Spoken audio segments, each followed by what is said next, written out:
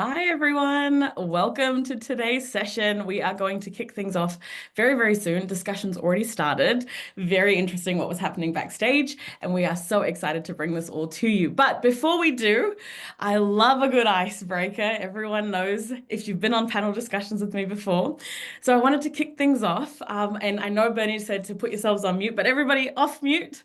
And while everybody's trickling in, I thought I would ask because we've got some founders in here. We've got Phil, who's the tech guy, and then we've got Lisa and Annie on this call as well. And I just wanted to know, with your businesses and everything that you've got going on, would you rather live without heat and AC or fans or anything like that? So let's say you're in this, Lisa mentioned 3 degrees in Melbourne. Okay, you've got nothing but your warm jackets and your hoodies. Or would you rather live without social media in today's day and age? So I'll turn over to Phil first because you're the first one on my screen. Phil, what do you reckon? Heat AC Uh, versus social media. this is an interesting one. I'm pretty stingy when it comes to the thermostat. So I've got to Okay. say, I could probably, yeah, live without heat and AC and that side of things. Yeah. Oh man, I don't know. I feel like South Australia heat. I don't know, Phil, if you really want, want Yeah. to. Okay, all right, that's good to know. So Annie, you're up next on my list. What do you reckon?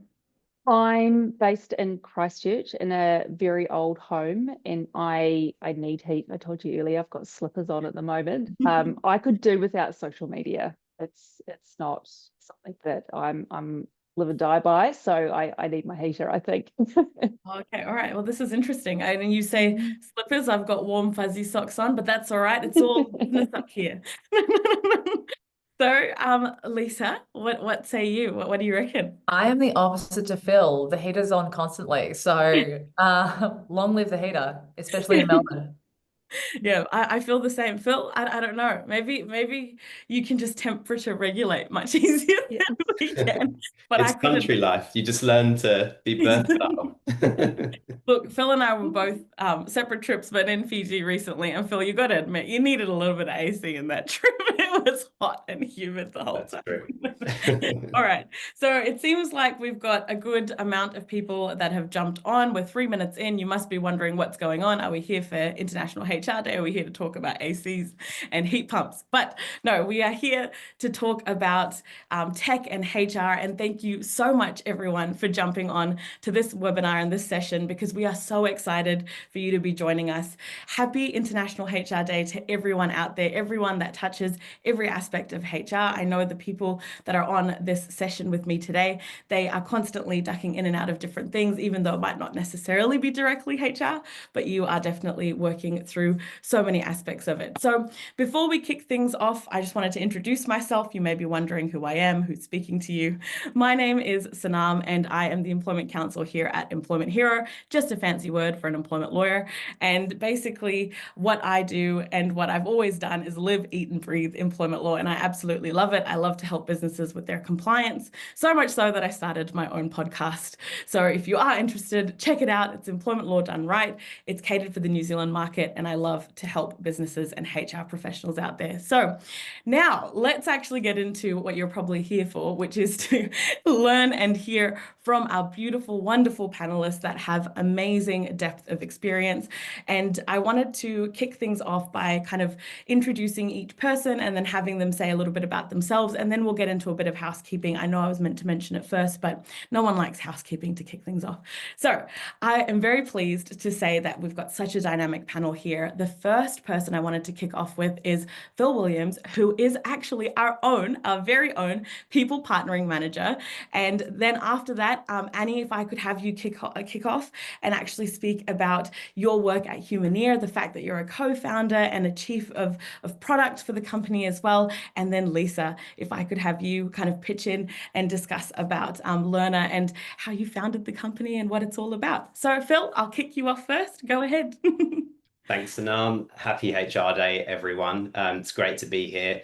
Yeah, by way of introduction, my name's Phil. I'm our manager for people partnering in our Southern Hemisphere at EH. So what does that mean internally? We're strategic partners to our leaders and employees across the business. Southern Hemisphere basically covers AU, NZ, and a number of kind of Asia-based countries at EH. We're a pretty big team now. and really looking forward to the discussion today. A bit about me: in a prior life, worked in a startup prior to EH, had a business that scaled between what was about 50 and 150 employees, and yeah, grew in that time for a bunch of generalist responsibilities in HR, from talent acquisition through to employee engagement, performance, and performance enhancement as well. So yeah, really looking forward to the chat today. Oh, this is so exciting. And I told you guys, we have a wide range of experience, very dynamic. Annie, tell me what you're bringing to the table today. Cool. So I popped out of HR, Sanam, with over 20 years of experience, and one of the co-founders at Humanea with Kim and Kareen, who equally have over 20 years of experience in HR. So we have lived and breathed the challenges that we face. Together we are building Humanea. So there's two parts to us. We've got our global community. We can have anybody across the globe join the Humanea Hub. It's free to join, and in there you can get all sorts of support and advice, because we know that HR can be really isolating and a really challenging industry to operate in. And then next to, alongside our community, we are building MAC, which is our AI productivity partner. And so this is enabling HR teams to get into AI safely and use AI without having to be that fancy prompt engineer that we were talking about earlier. So really excited to be here today. And it's a special week for us because publicly we'll be launching MAC. So really keen to connect with people after this and see what we can bring you in terms of MAC and his AI capability. That is so exciting. And to be honest, Annie, I did have a look, you know, as we were preparing for this on the Humanea website, and it was so cool to see the work that you guys are doing. And I tell you what, there is a certain ring to the fact that you say, you know, collectively we've got about 60 years experience in HR. It's pretty cool. So I'm not going to lie. Yeah, it's a lot. It's a lot, isn't it? Well, keeping the train kind of going, Lisa, what have we got with Learner? Let me know a little bit about you and kind of what you've been up to in the space. For sure. I didn't set out to build a tech company. I set out to solve a problem that I thought tech could fix. So you're right, I am the founder of Learner, which is a micro-learning app that helps teams build the people skills that matter most at work. So think feedback, tough conversations, managing others, all the things that no one really teaches you, but everyone is expected to do well. So my background spans advertising, people and culture, and coaching. So I felt the gap. You know, I've been the person scrambling to lead a team through change, or trying to give useful feedback, or having a hard conversation and realizing I've got no playbook for this. So that's where Learner came from. It's tech designed to give people the right skills at the right moment, not just another platform to log into, but one they'll actually want to open when things get messy, because they will. Yeah. Oh, that's awesome, Lisa. And it's so cool. I think, and it's something that we're definitely going to chat about today, but it's just really cool to see the conversation moving away from here's a course that you need to go and sit through and do this and, you know, and get the course done. And then you're just all set up now and you'll know how to do everything. It just About doesn't work reframing out. like learning as problem solving and then tackling it from that angle. Yeah, and that's perfect. And I think now we're seeing that shift where people are kind of yearning and wanting that, which is really awesome. So I'm really excited for the discussion. Now, I'm surprised no one has dropped this in the Q&A or the chat yet, but what I needed to do in terms of housekeeping was to say to you that as you will be able to see at the bottom of your Zoom screens, you have the Q&A section. This is a Q&A panel discussion. So we have at it, and I'm gonna try to keep everybody on track. I promise I won't go on random tangents, somewhat promise. And hopefully at the end, we'll have enough time to answer as many questions as we can get through. And if there is anything at all specific to Annie, to Lisa, to Employment Hero, feel free to ask us, and we will absolutely reach out to you separately. And in terms of HR and tech, feel free, ask as many questions as you like. So aside from that, this will be recorded, so don't worry, sit back, relax. It's your day. If you're in HR, I want you to just have a chill morning, because we know that it's probably not too chill on a Tuesday morning, but let's see how it goes. So before we fully kick things off, I wanted to do a poll. I actually wanted to get a little bit of, weigh in by you guys to see how confident you feel about your team's current use of HR tech, whether that's something related to HRIS, whether that's related to skill building or learning, whatever it is. Let's see what everyone says. Oh, I kind of want to answer, but I shouldn't. So I'm not allowed to vote. Okay. We'll give it a couple more minutes and we'll see what people trickle in with. I will see if the answer pops up. Bernie, let me know if this is going to pop up with an answer, because I'm not as tech savvy as I thought I was. Probably shouldn't be running this as a host. All right, perfect. So oh, I see that the answers have come in now. What are we looking at? Somewhat confident. So not too bad, 53% somewhat confident. However, we do have 24% of people that are saying that they are not confident with this, and 17% saying we are just getting started. And trust me, it feels like that. When we were in the rehearsal session, that was one of the things that Annie kind of mentioned was, well, what are people actually feeling right now? A lot of people are quite apprehensive. They don't know what to do when it comes to AI, HR tech. So it's good to see that people are all kind of generally feeling the same, and that's why we're here, to make this a lot easier for you all. So let's kick things off by looking at the first area the first topic that we're going to have a look at. Just a quick agenda, just so that everyone's on the same page and you can, duck out, grab a coffee, whatever you've got to do. We are going to be talking about, kind of where HR and tech is going and where it is right now, as well as looking at a deeper dive into how you can solve your day-to-day problems. But I wanted to take it an extra step further. Don't like any of those conversations about doing engagement surveys and all that stuff. So we're going to get into actual practicalities of your kind of day-to-day problems that come up. And lastly, what lies ahead, because we always love to kind of look at the crystal ball and see what's going to come up next. So let's kick things off. I wanted to start off by setting the scene. 5 years ago, we were in a different position. Everybody remembers the pandemic. It was a turning point.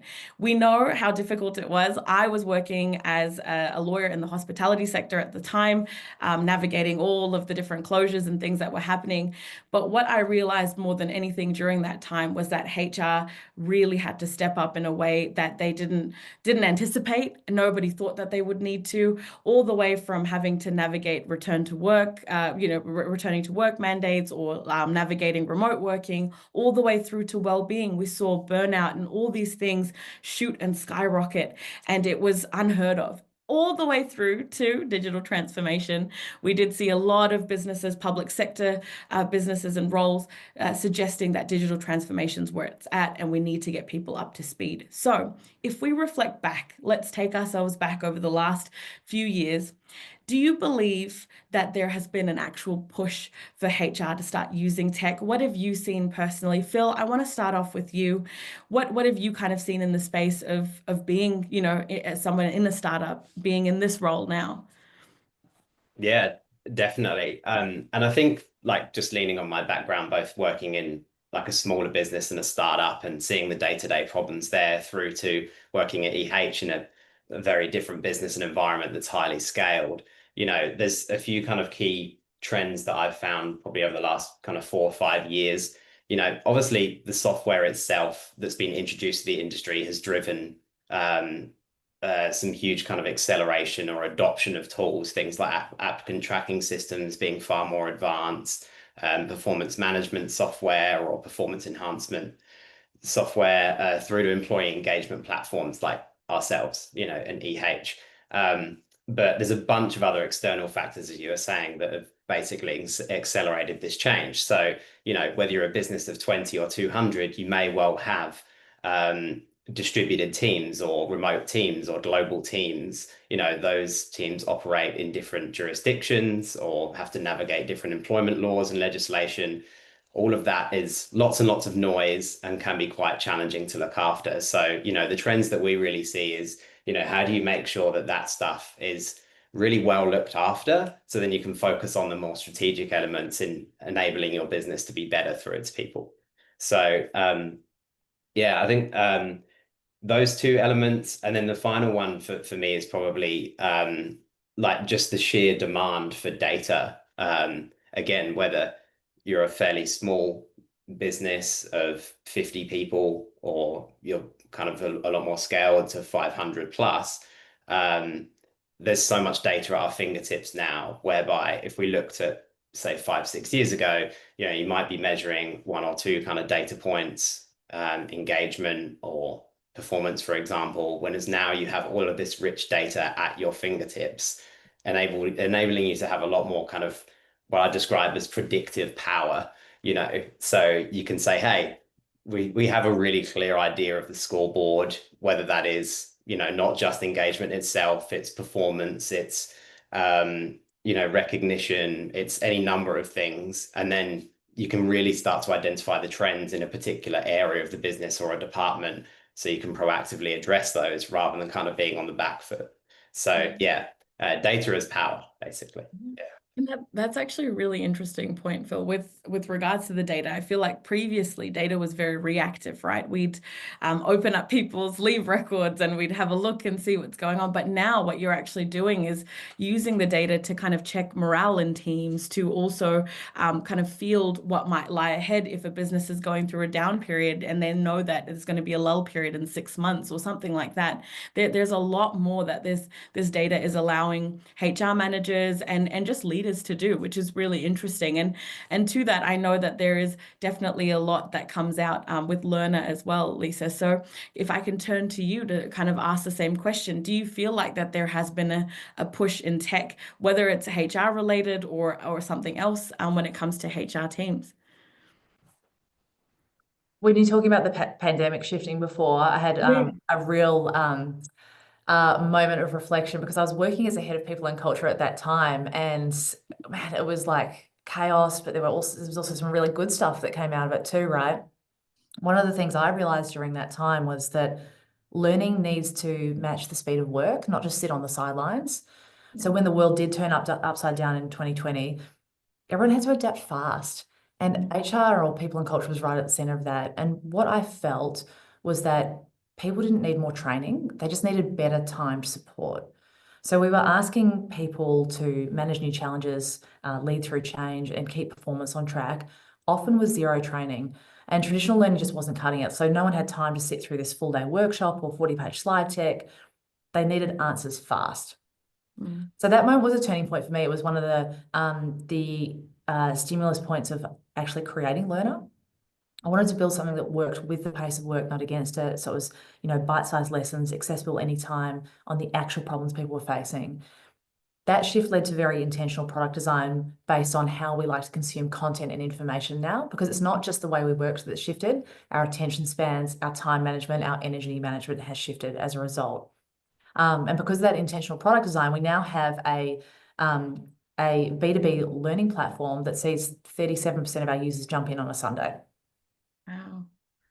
So it's a huge shift in how we work and what we look at with our boundaries when we need answers and what we like to learn and when. Yeah. And do you are you finding that obviously with the attention spans, I mean, we know I'm surely the lessons aren't 30 seconds long like reels and shorts on YouTube. Yeah. But are you finding like a sweet spot with kind of the learnings? Is there a certain like 10 minutes, 20 minutes? Is there something versus 4 or 5 hours of work? Yeah. All of our content is 7 minutes long. Wow. And that's based on, there was a few studies that's been done around how the attention span is dropping. And it now actually sits around 3 to 4 minutes. So we max out at 7 minutes. And what I've actually noticed is that because we've been going for a couple of years now, is that more and more so people are pulling content towards them that is like, ask this question, say this statement, here are your 3 next steps in the conversation. And that's really reflective of trying to get to the answer as fast as possible, which is what all of our content has.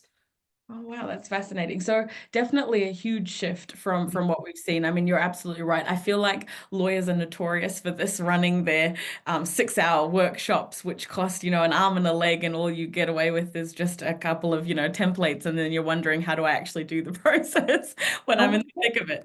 So I completely get it. Yeah, no, it's And people forget, Sanam. They go, oh, what course I went to like 3 months ago? There was something I remembered out of it. Our retention is just not there as in line with attention as well.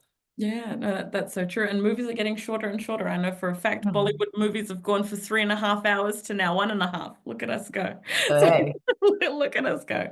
All right, Annie, I will pass over to you, because I know that you've obviously, been ear to the ground with all this stuff. And then on top of that, you are kind of building a community here, bringing people together and giving them quick answers as well to the problems that they have. So what have you seen over the last 5 years? Yeah, it's an interesting one, isn't it? Because you do sort of reflect back on that COVID period, and I'm sure for all of us, there's a wee bit of PTSD, being in an HR role where you are being all things to all people. We were that before COVID, but it was exacerbated. It almost 5x'd our roles. And the thing post-COVID that we're finding is it hasn't gone back to the norm. This is our new norm, and we're busier than ever. There's more coming on our plates. There's so much change happening.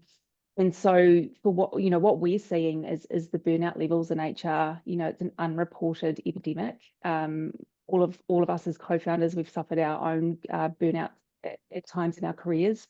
And so for us, we've sort of looked at how we can support our industry, not with tech that solves a business problem, but solves the problem for HR.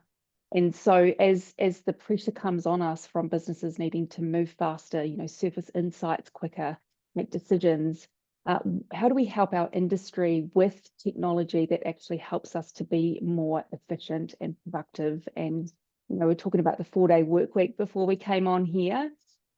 It's all of that and trying to find the opportunities. And this is where we've leaned into AI, because it's that technology that's fallen into our laps, that is in the hand of every employee, that is essentially making us more efficient.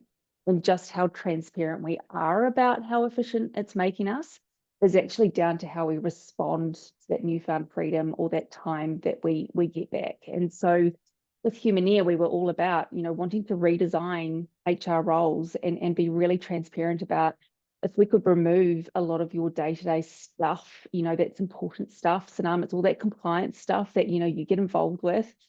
But as all of the change and the busyness comes onto our roles, we've never solved that problem. We're just shifting work around. And so we're all about redesigning how HR works. And so we're moving through this change process, or this change curve, with our community, with our industry, to look at how we work. Where can we find that time? Where can we get that time back? And when you've got that time, what do we do with it? Do we take our lunch breaks? Do we stop working on weekends? Or can we get into more innovative and strategic work? So look, we're busy, but for us, leaning into AI in our community, the opportunity is to lift out of that and get into the work that, we got into HR to do. Yeah, and it's such an interesting take on the situation, to be honest, Annie, because I think that the conversation always falls short. We always look at it in the perspective of 4-day work week means employees will have time to relax and do this and that. And to a certain extent, like you said, will we be having longer lunch breaks? What will that actually look like? But I think the other side of the conversation is, what will it actually do for the business, and how much can this accelerate your business by also uplifting morale and also accelerating employee morale? Usually the conversation doesn't happen hand in hand, but it can. And I think, people like yourselves and just the industry, it's definitely shifting, and we're seeing a massive change. So it's really cool to see this. Very exciting times ahead for HR. Don't leave HR yet, everyone. Still stay. There's a lot happening. All right, so I'll go on to kind of the next area that I thought we could discuss. Phil, this one I just wanted it to be kind of dedicated towards you, because it is all about strategic partnering, with the business, and kind of looking at the HR space and how that's kind of evolved a little bit more through technology to become a strategic partner. Is there anything that you kind of do on your day-to-day? I know all of these things, but if you want to let everyone else know, that kind of helps with the strategic side. Yeah, of course. I think, I was kind of talking earlier about this kind of new predictive ability that we have that we didn't used to have, per se, or we could have, but it would have been a lot harder. Now when you find, a particular data point across, the business or a function that you're seeing as trending in the wrong direction, you have this new ability as a HR partner or practitioner to step in and be able to make quick reactive changes. Be it that, let's say it's a drop in, performance in a particular area, that might be mapped to engagement or whatever the subject matter is. In the past, we're quite familiar with using like quite conventional cycles for things as HR professionals. Like, performance reviews would be done on like a 3 monthly basis or a yearly basis in some businesses. Now you can effectively step in real time. So if you see a drop in engagement or performance, you can respond, So if it's a drop in morale because of lack of recognition, for example, you can step in as a partner to say, well, let's really work hard on, what this function needs to drive recognition. Or it could be a location-based issue or a particular country, for example. So you have this new predictive ability to be able to step in where in the past we relied on very conventional cycles to address issues, So we see that a lot in our team internally. What does it mean? It's meant rather than relying on these very conventional cycles to fix something that might be 9 or 12 months old, you can focus on far more kind of forward thinking and strategic things. I could easily go down a rabbit hole with this, but for example, something myself and my team are looking at the moment is how we can give better tools to the business through the use of AI.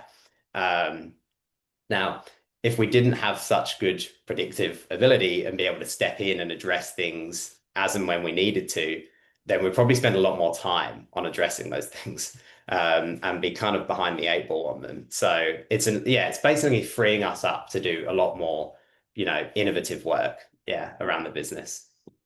And we know one of the top things that we always hear, and I've posted about it today, is, oh, I didn't know that I needed to come to HR with this, or, I didn't know this was an issue. And it's usually a leader that's not spotting, the red flags or seeing certain things. And if there's any way, like you said, where there's a dip in performance that can be caught out early, and it's not just a reliance on people to spot that, then that would be something that would make a huge change, I think, for HR, not because HR drops the ball, but sometimes we do have curly situations that come up and managers might not necessarily spot those red flags.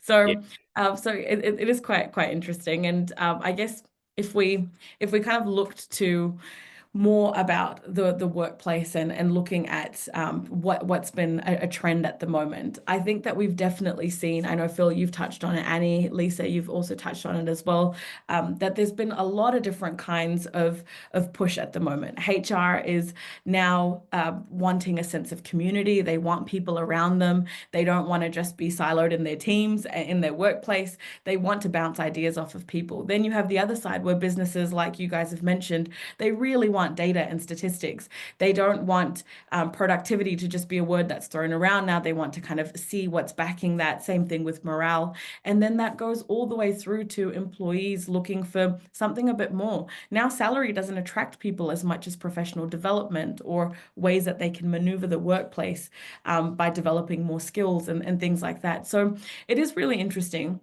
Gone are the days where it's just a performance review when you're just running disciplinary. So Annie, Lisa, this one is specifically for you. I'll kick off with Lisa first. As a founder of kind of a digital solutions business and looking at the shift when it comes to HR in the workplace, do you feel like there's any aspects of specifically Learner that kind of contributes to shaping the way that HR is going, or the way that the workplace is going? Oh, sorry, Lisa, I think it's on mute. It's okay, I do it all the time. All the time. It wouldn't be a webinar if we didn't do that, would it? I think it was really interesting what Phil was saying around the engagement survey and how we can make sure that tech is having a real impact. One of the things I truly believe is that this insight is only useful if it leads to action. The biggest missed opportunity with workplace tech, I think, is assuming that the job is done once it's launched. We roll out a platform, we track usage, we collect feedback, but then stop short of doing anything meaningful with what we learn from it. Because the real value isn't in the tech itself and what we're doing, it's in all the follow through. So one of the things I've seen through Learner is what we do with it is treat learning data like culture data. So that's where it can tell you where people are struggling, where leaders need backup, and what kind of conversations aren't happening but should be. So the win is then that you don't just know more, but you can do more. So it could be things like noticing a spike in people searching for stress management and then prioritizing wellbeing conversations, or seeing high usage on a module about giving feedback and using it to kick off manager capability uplift. I think the stats aren't in or the stats around usage aren't the headline. It's what people are doing inside the platform that matters. And because the usage then tells you a story, the opportunity is turning that story into action. So if you want that tech to drive impact in the business, like Phil was talking about, don't stop at the insight, like actually let it guide your first move, because those engagement surveys will tell you what people want to say, but learning data will tell you what's really important to them because they're choosing it, right? They're opting into it. And then if you have both of those, then you have a much clearer picture of what's going on and how you can drive impact in the business. Oh, that's fantastic. And it's just taking it that extra step further, right, Lisa? Because that's what it is. You can get as much as you want in terms of analytics and everything like that, but it's really peeling it back and looking at it and what is it serving? What are you actually looking for? And how you can implement that in your workplace rather than just seeing a percentage or a number. For sure, because there's what people say and then there's what they do. And we try and like marry those up and help you with the what they do part. Yeah, that's brilliant. And I know that Bernie's going to come out of the woodwork soon and say, Sanam, we've got to keep it moving. So Annie, I will hand over to you for this one. And then we'll move on to the second area, which I really do want to give us a decent amount of time for. With everything that you're doing at Humaneer, what's been going on? What kind of shift have you kind of seen in the tech space? And how is the app kind of helping with HR? Well, I was about to do it too, from mute.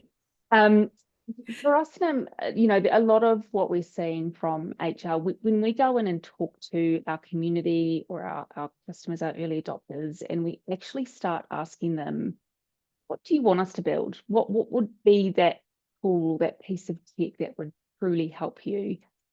As HR practitioners, we're wired and conditioned to immediately jump to a business solution. We are all things to all people, and we want to help, and we want to help solve problems.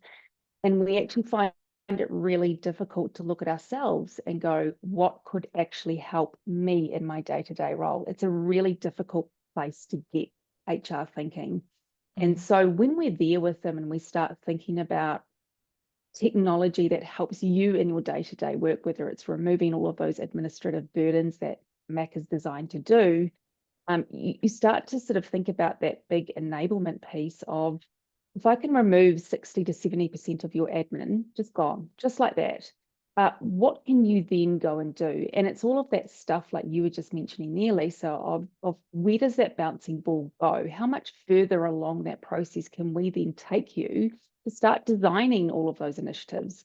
And the other thing that we do as HR is we start to look at all of the data and the insights from things like engagement. And if we remove some of the admin stuff and I give you back your time, you're going to sit there and go, I'm going to go solve a problem. I'm wired to do that. Building initiatives and frameworks makes us fizz. But the problem is that we've learned to do that in quite a traditional way, where we could spend 6 to 12 months designing these frameworks and programs. And then, as you were saying, Phil, that that next engagement survey rocks around and we still don't have the right things in place. And it's because we've learned to value the time we put into those initiatives, not the impact that they're making. And so what we're seeing now in a shift in HR tech is that it gets us there faster. We can actually start to use tech in our HR roles as a thought partner.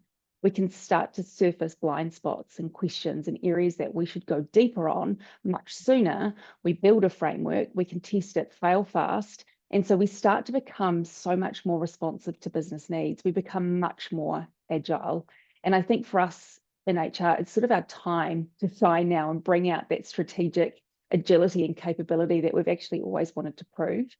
So we're starting to see a real big shift into using tech as a thought partner, not a problem solver for a business, which is super exciting for our industry. It's really exciting work. That is awesome. And you can definitely see the benefits that are coming in. And I don't know, when I hear you guys talk about this stuff, it's making me feel a lot lighter, a lot better. So I want to ask everyone out there, we're going to run a little bit of a poll. When we say AI, what's the first reaction that comes to your mind? Do you feel scared? Do you feel worried? We've got, bright, shiny star eyes, or we've got stressed out and really panicked. I know definitely a lot of people feel that panicked feeling, but I don't know, after hearing these panelists, it sounds pretty all right. I don't think it's something to fear. I feel like it'll really benefit my day-to-day, to be honest. And a 4-day work week doesn't sound too bad. All right, so we'll keep things going. And then we'll keep. Oh, seems like some people aren't getting any emojis. All right, the top one for everyone, the top one is the one with the bright, shiny eyes and the happiness, and the bottom one is fear, worried, and daunting. So choose wisely. All right, so we'll keep things going, and we'll go to topic 2 because I really wanted to spend a little bit of time on this. And oh, it seems like 79% of people are feeling happy and excited about the AI. I feel like if I asked this in the beginning, everybody would have been a bit worried. So this just goes to show. Phil, Lisa, Annie, you guys are putting us at ease, our mind at ease when it comes to this stuff. So we'll keep the ball rolling. Hopefully it's still going to be put at ease, because now we're going to talk about how you can solve day-to-day problems. And I wanted to go a bit beyond this. I think you can hear from this conversation so far that this is not your stock standard. We're not going to sit here and talk about how to use HRIS software and platform, or how to use Humaneer or Learner. We are going to be talking a little bit deeper and going and looking at exactly kind of how the tech is impacting workplaces, moving beyond the conversation of like what we've been discussing, just doing a survey, and then the survey whips back around 3 months later, and here we are again, asking the same questions where everybody is probably sitting in corners and crying in the workplace. So let's steer away from that. So I wanted to kick things off. Lisa, I'll kick off with you first, just kind of looking at with Learner. I know we've discussed so many things with bite-sized learning, all the way through to kind of understanding what people are actually wanting because of the habits and what they're accessing. But I wanted to hear your perspective when it comes to kind of creating a valuable culture and creating taking those insights. What would you say would be the key things that people can learn from that data, and what has kind of come up in your day-to-day that you've seen? Yeah, I think I touched on a few of them before, but we had this great case study that happened last year. So there's a business, there are about 110 people. They saw this massive drop off in their engagement survey. And it was around the time that they were creating like an organization kind of restructure. And what happened in Learner in the next 2 weeks was this spike in things around stress management, how do I give my boss feedback, like those kind of topics. And I said to the head of P&C, I'm like, has anything happened at work recently? Like what's happening like at a macro level? And he said, oh, not much. Like we just had this, rejig, restructure thing. And I'm like, cool. You might want to have a look at this data, because here's how your team's feeling. So we actually picked up sentiment in real time. And so he was then able to actually go and have a conversation with all his leaders going, hey, don't think this has landed that well. Might want to have a bit of a check-in with your team. So that was one of the most amazing, in real time examples that I've got. But others have been things like I was saying before, around, hey, we didn't realize our managers didn't have these skills around how to give feedback, and they're really leaning into them. That we don't want them to feel bad about it. We just want to actually make sure there's more of a focus on it based on what we're pulling out of Learner. Yeah, and out of curiosity, Lisa, how do you find the HR teams to be, and the leaders and the managers? Are they quite receptive to, because it is a bit of a shakeup, right? You're now saying, Yes. hey, people don't really like the boss necessarily, or they're having a difficult conversation with people in the workplace. So what have you kind of seen in your travels? Do you know what? I think most people that work in people and culture actually have their finger on the pulse, but they get caught in this cycle of busyness where all the things are coming at you. And so they actually find it quite helpful. It's almost like having a sidekick where it's like, this is happening. Okay, we've got to draw our attention to it now, and that works. So they are really open. I've seen a lot of HR leaders who are really taking this mindset now of not waiting for perfect, but just starting with useful and what are some small steps we can take, and learners supporting them in rolling that out. Yeah. Oh, this is so fascinating. This is so interesting. And I think just naturally inclined with change to always get your back up, right? But it just goes to show that people are open to it. We want a different way of working, a different way of managing teams. And HR just wants a break. Everybody give HR a break.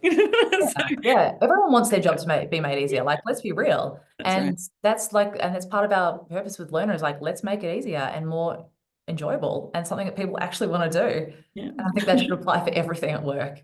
That's right. No, that's absolutely true. And it's so cool to kind of see this shifting and to see, you know, platforms and products being brought to the market like this. So Annie, I will turn to you because there's a lot that I know that you've kind of wanted to discuss and things like that. But I want to know if you believe is it key? Is it important for HR professionals to kind of access tech and to look at these solutions to make a positive impact? And if so, what have you kind of seen in your travels? Any common trends with the Human Ear app? I know that you've already mentioned some of them, but I wanted to get into some other areas as well. I know you mentioned burnout and things before, so it'd be cool to kind of delve in a little bit deeper.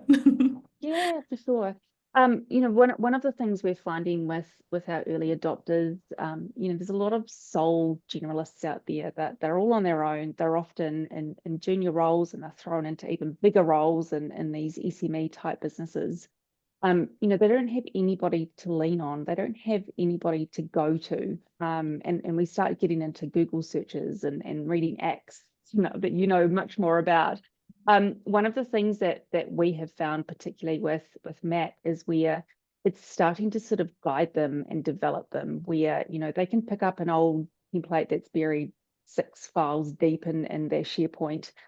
Whereas, if Matt can turn that round in 30 seconds and actually give you best practice based off, localized advice, they sit there going, gosh, it's highlighted areas that were blind spots for us, or now I've got templates that I know are up to date that I can trust and use. And I think when you remove that mental burden, that noise from people's day-to-day roles, you can see the shoulders go down. You can see them feeling, a lot more better about sort of their life and their role to go, right, now I can go and do the stuff that I deeply care about. One of the big things, we hear a lot about is that they desperately want to get back in front of their leaders and CEOs. And, for us in HR, we don't want to be stuck behind our desks. We deeply care about how your employees feel when they walk through that door in the morning. I care about what a leader's thinking about at 3 a.m. in the morning, or that leaders who is burnt out.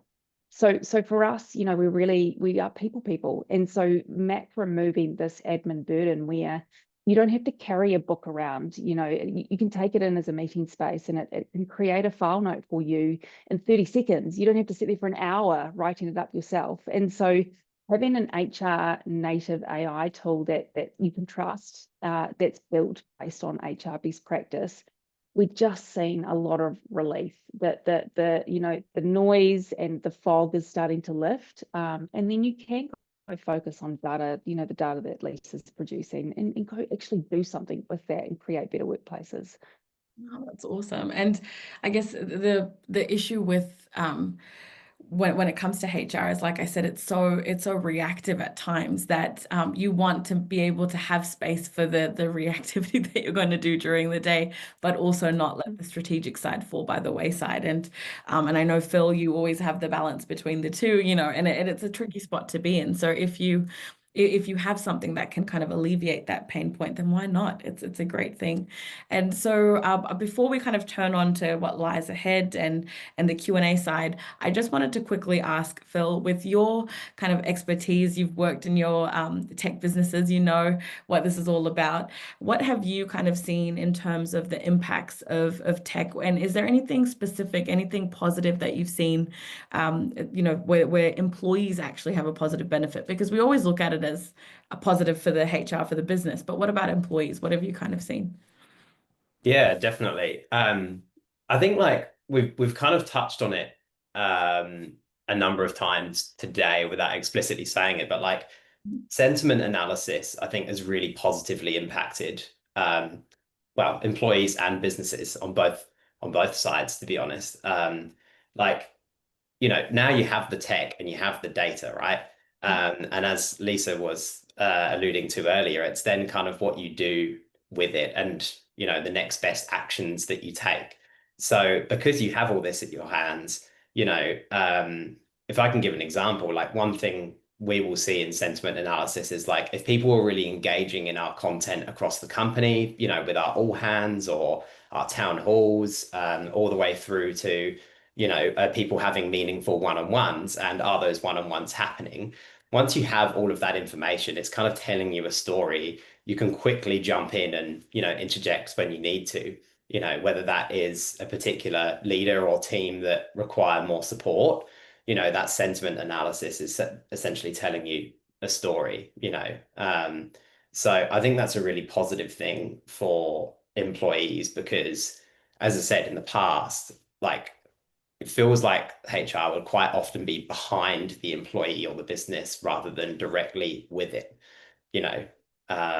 Whereas now we can kind of operate in parallel rather than be behind the eight ball. So yeah. Yeah, and I think a while ago, Phil, we were chatting and you said, it's really cool to be kind of lockstep with the business where, you're aligning with their strategic goals and things like that. And that makes a huge difference, right? Because then HR is no longer this random function, which is kind of there and it's just HR. It actually becomes something that is the pulse of the business that really helps the business in terms of safety net, terms of its people, morale, all of that good stuff. So we'll move on to topic number 3, and then I'll get into the questions. Now, with topic 3, I just wanted to keep it a little bit simple because we are kind of nearing towards the end, and I'll just ask one key question because we're talking about what lies ahead. Annie, if I can kick off with you, is there anything in particular that you've seen? Look, we're talking data statistics. You've got all this information, things happening with Mac, Is there anything in particular that you kind of see in terms of a trend or where HR is going and where it's evolving? I know we've touched on some of the stuff, but is there anything that you might want to give us, just a little bit of information that we can, hold on to? Oh gosh, I've covered so much. I think one of the trends we're seeing, Sanam, is, that the more we can sort of lean into safe use and ethical use of AI, when you start to look across your organization and all of the data sets that you can quickly surface and fetch and generate, insights on, that does get really exciting for our industry. The unintended consequence of that, though, that we are always really cautious of is that you have to get your data in a place where it's actually going to tell the right story. So one of the trends we're seeing is sometimes a reluctance to get into, trusting AI with your data. And that's because AI can't, create those insights out of mess. And so for a lot of teams with legacy data and legacy systems, they sit there and go, gosh, it's a mountain to climb to get that ready. But one of the big things we like to talk about is that you've got to map the change before you change. And so bite-sized, staged processes that are rewired with good, clean data is going to give you almost this knock-on effect, and you'll start to build some really awesome momentum. So one thing that I just love to leave the audience with is just go clean your data, because it can scale or amplify those flaws, especially in HR.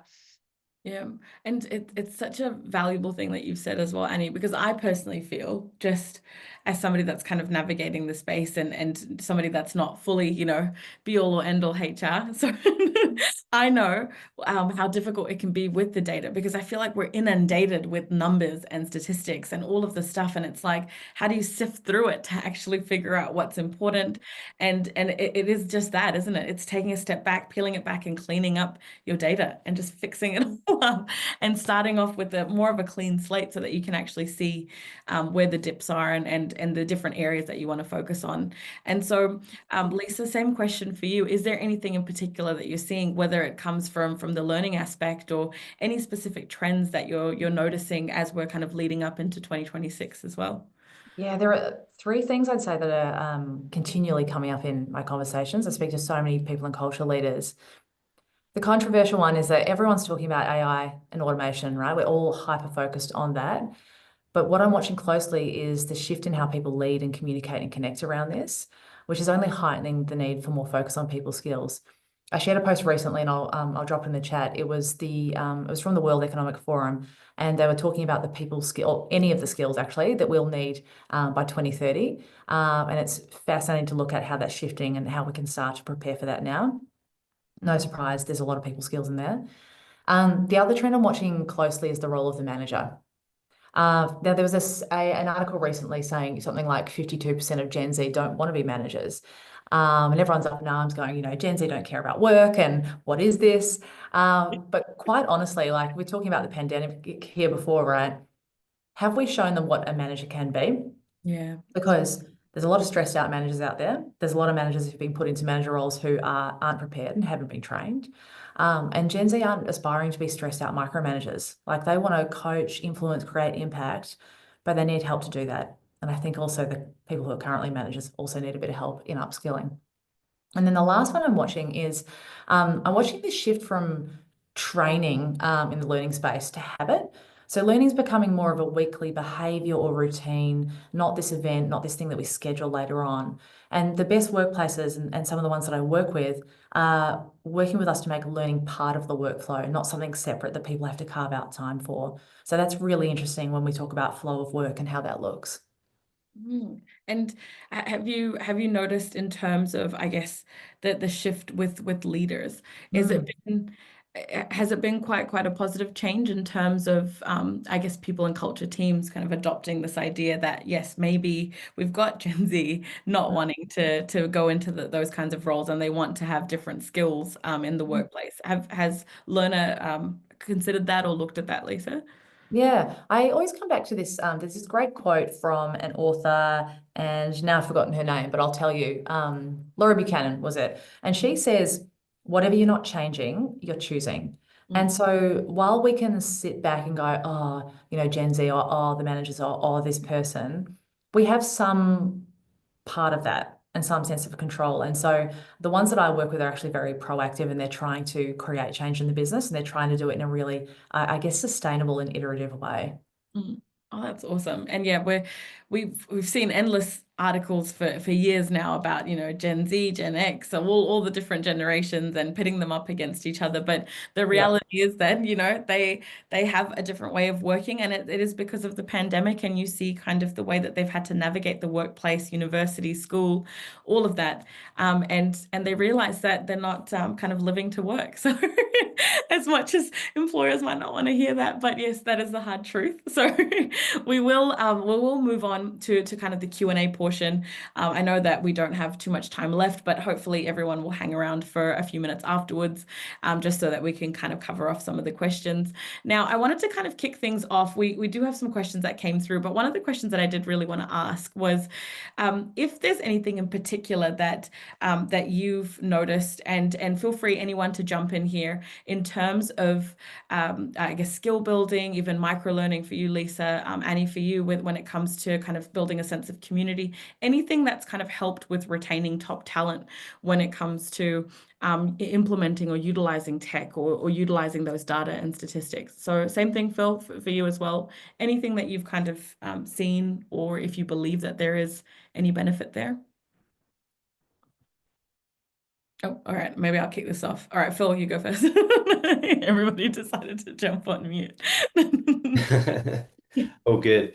I think it's really interesting. Like, there's no necessarily like one particular module or piece of tech, but I think I would probably go back to Annie's point earlier around like getting your data in-house is really, really helpful for this next phase of like acceleration in HR tech tools. Like, you know, AI will obviously be threaded through a lot of the modules and the technology that we use going forward. It will rely really heavily on the data that we feed it.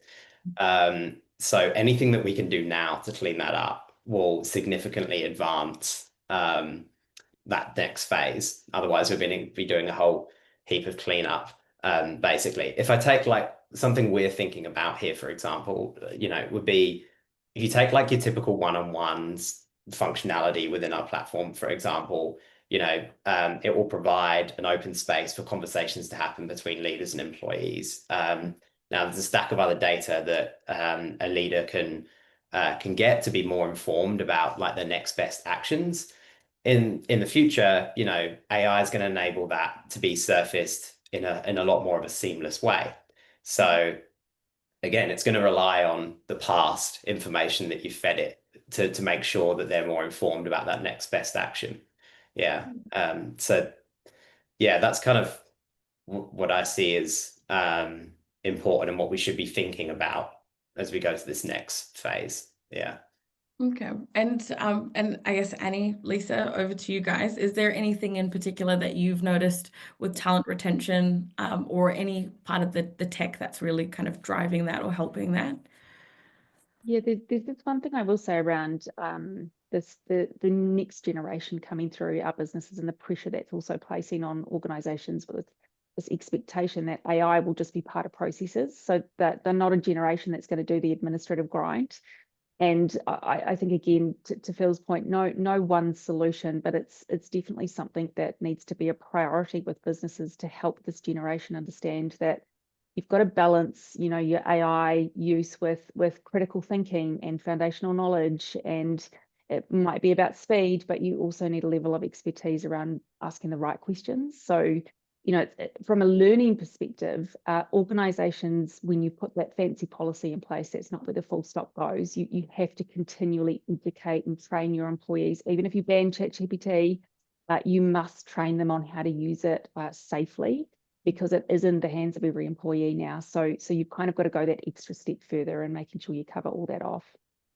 And that's a fair point, actually, Annie, because one of the questions that came through was, you know, what are the legal risks around, you know, using kind of AI and running your HR processes using this? And look, the reality is that we're in a very new space. As much as we've been hammering on about AI for years now, you know, since we've seen OpenAI come through, the reality is that our laws are just trying to catch up. Where the way that we normally operate, I guess I can speak to this just coming from an employment lawyer, is that normally we have to test these things and see these things play out in the workplace to then have the laws kind of come in, or the cases that will be tested in the courts. So the reality is that what you could do right now, and something that we were discussing, you know, before we jumped onto the call, was, you know, having policies in place, making sure that employees fully understand exactly what they can and cannot ask, not sharing sensitive data and information. And please, this is coming up way too often, is relying on cases that don't exist because of what has been spit out. When you're, you know, trying to get to the bottom of a particular scenario, I can only imagine if you're dealing with a redundancy or medical incapacity, you're probably thinking, okay, I might just run this past ChatGPT or Gemini or something like that. But double check everything. Lawyers are doing it, and it's not okay because they're not helping their clients at all. So, for you, Lisa, I just thought maybe we can quickly touch on this. Anything in particular when it comes to kind of the e-learnings or bite-sized information, anything that you can say around talent retention, anything that's come up along your travels? Yeah, absolutely. And Gregory and I were getting into a conversation in this in chat. I think when people feel like they're growing, being stretched, and learning something useful, they're far more likely to stick around, right? The research says that, the data says that, and micro-learning makes that feel doable. And to answer part of your question, Gregory, it doesn't have to cost an arm and a leg. It's actually a really cost-effective way to get something out, and always on, which is really important. Micro-learning, I've also seen, removes the friction, so you don't need to wait for things to be scheduled. You can learn in the moment and feel that little hit of progress. We've also seen that when managers start using Learner regularly, their teams engage more, not because they're forced to, but because they're seeing these small wins like better meetings, clearer feedback. They know what to talk about in their one-on-ones. There's less awkwardness in hard conversations, more clarity in the lead up to and around performance reviews, which I know a few of you will be facing right now. And all of that combined starts to build this sense of retention and momentum, because they feel invested in and they feel like it's an always on conversation about their learning, not a moment in time. Yeah. And what a shift, right, from what we've previously seen, where it wasn't necessarily where employees were invested in kind of the day-to-day or the betterment of their teams in that sense. It was always, you know, you kind of come in and you get the job done, you work extremely long hours, you know, whatever you've got to do, and you kind of go home. And now the reality is that it's just not working anymore. And I think a lot of times the initial gut reaction is to be quite cynical with these things and say, oh, that's not going to work. You know, if people are ducking in and learning how to run meetings a lot more smoothly. But it's standing the test of time now, and it's definitely shifted in that direction. So I'm really excited to kind of see how these teams grow and how they do with all of these different AI tools, with these different apps. So it's really cool. And to that, somebody did ask a very interesting question, and I think you're all going to have different answers for this. This is kind of steering a bit away from what we were talking about, but feel free, have at it, everybody off mute.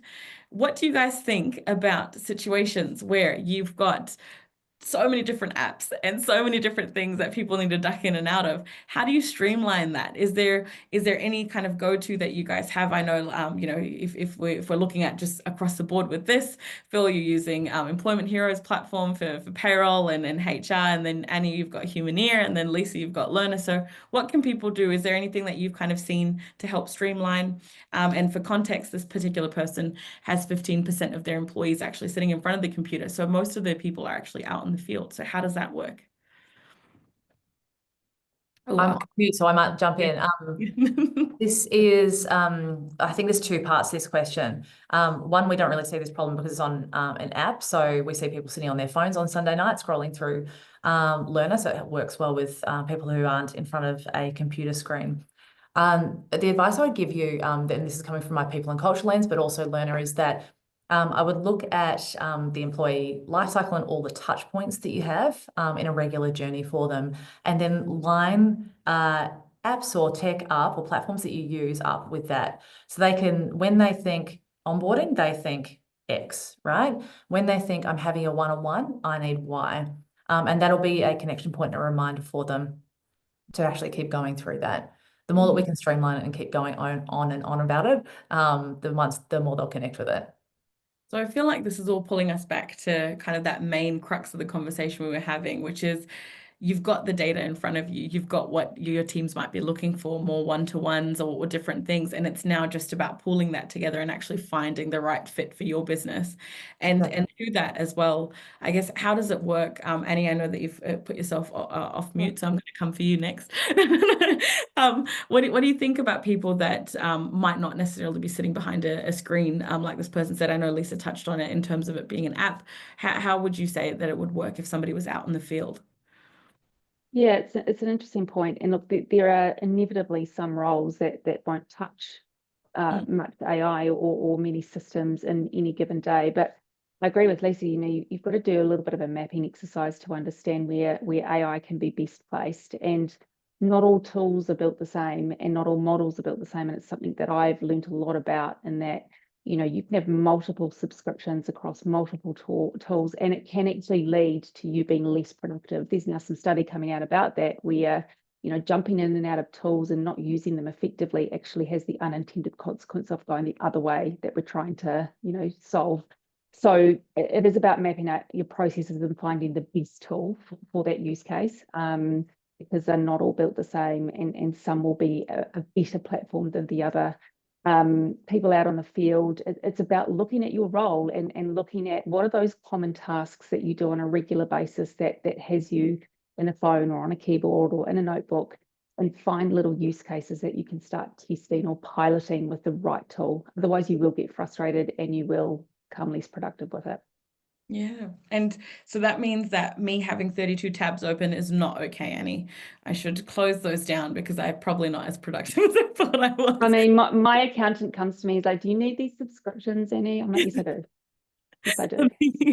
I mean, I need a bit of Hey You know, I need a bit of reality TV injection. So there you go. One of the questions, actually, Phil, I thought I'd turn to you is, now considering, okay, so I think let's look at it from both sides. Let's look at it from the perspective of somebody that works in a tech business, heavily use of AI, versus somebody that might be on the field. How important do you think it is to have an AI policy? Do you think that some businesses, yes, some businesses, no? What say you?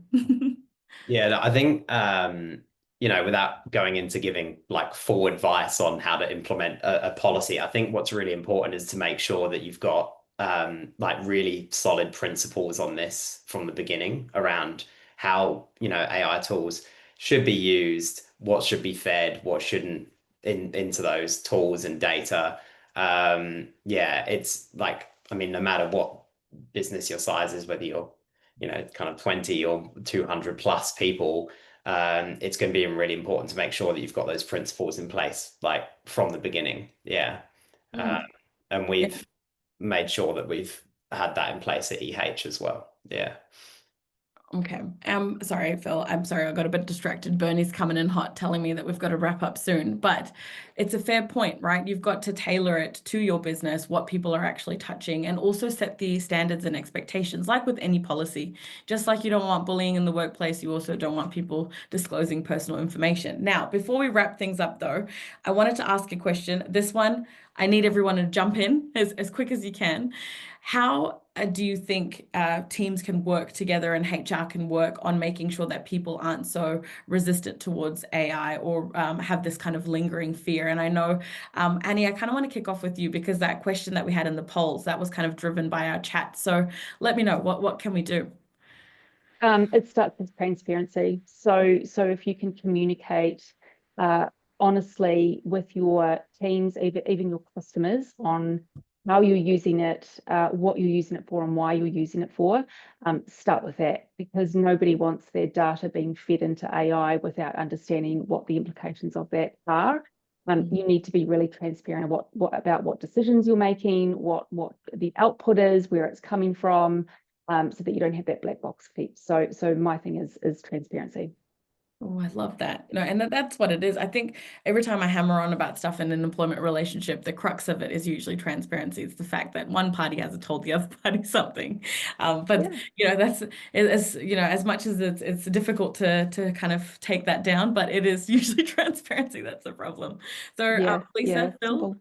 I'll kick off with Lisa first. What do you reckon? Is there anything in particular? My advice is always on this kind of thing is don't wait for perfect, start with useful. So if I've learned anything, it's that transformation around these kind of things doesn't happen all at once. It happens through these useful, practical steps that actually solve real problems. So instead of building a massive strategy around how you're going to roll out AI that takes 6 months, start with what do people need this week, test something small, see what sticks.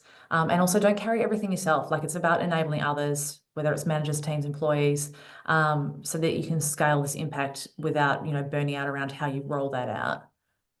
So no more is it, I'd rather just do it myself than have to help other people or teach other people how to do it. It is actually delegated and actually helping the teams. Okay, before I have to wrap things up, Phil, you give me what you reckon your answer would be to this. So what do you think? Is there any way that you would prepare, I guess, the Employment Hero teams to be, we're AI first and forward, but if you're in that scenario.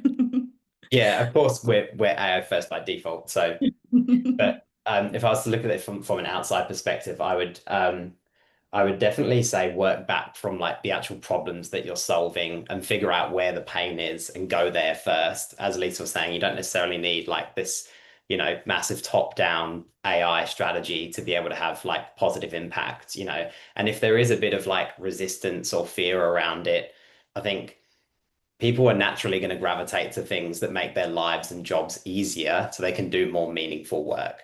So if you figure out where that pain is, what are the problems to be solved for? If I can give an example, something we're exploring with my team at the moment is like knowledge management. HR is like very much a knowledge-based field. There's knowledge absolutely everywhere. We've scaled across like multiple countries and jurisdictions. There's just like information everywhere. So we're looking at knowledge management because that's where, our kind of biggest pain point is at the moment. There's bound to be other things as well. So yeah, definitely. My summary on it is like work back from the problems that you're solving and work up from there rather than the other way.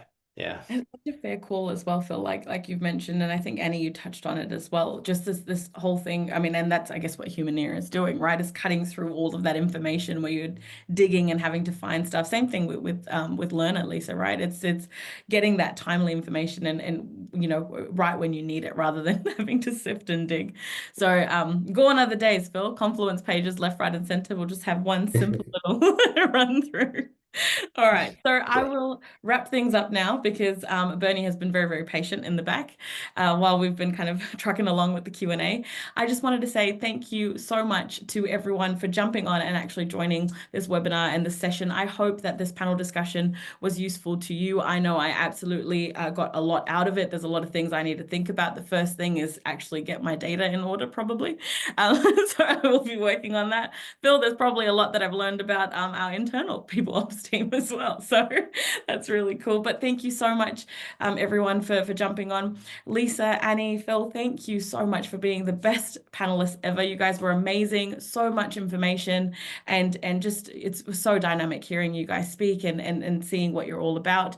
And definitely we will have the recording available. It will be sent out to you guys. If there's anything that Lisa, Annie, Phil want to kind of send along with that, we'll have that all included in the post-webinar information.